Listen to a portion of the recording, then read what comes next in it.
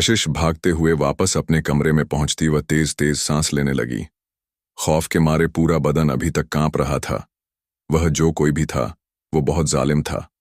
वो बस अपनी मम्मी के पास लेटती वो सोने की कोशिश करने लगी, मगर नींद कहाँ आ रही थी।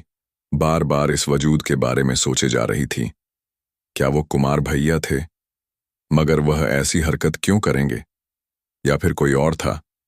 यही बात उसकी खौफ की वजह बन रही थी।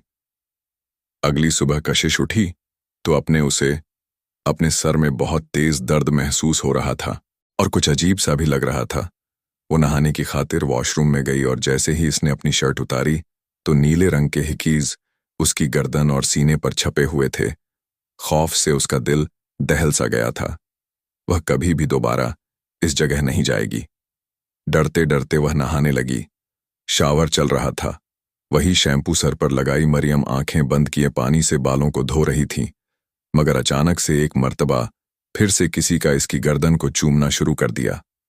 कशिश की आंखें खोलने पर मजबूर हो गई। शैम्पू आंखों में जाने की वजह से इसे कुछ दिखाई नहीं दे रहा था। बस अपने करीब धुंधला धुंधला सा कोई काला साया दिख रहा था। कोई है जल्दी जल्दी से अपनी आंखों में पानी के छींटे मारती इसने चारों तरफ देखा, मगर यहां पर सिवाय इसके और कोई नहीं था।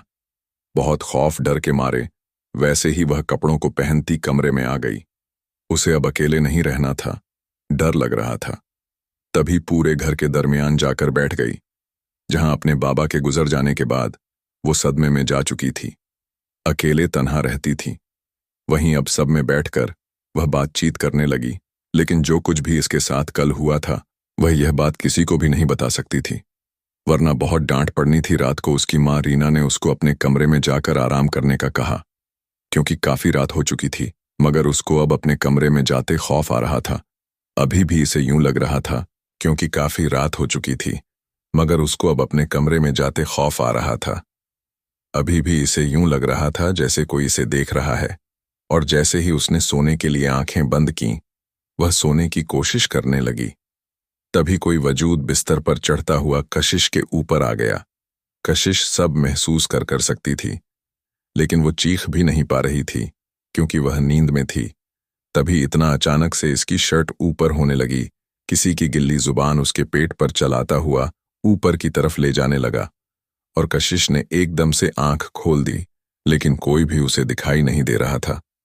तभी किसी ने मजबूती से उसकी कलाई जकड़ ली और उसको लगा किसी ने उसके होंठों पर भी जैसे टेप लगा दी हो। वह बोल भी नहीं पा रही थी, ना ही मदद के लिए चिल्ला पा रही थी।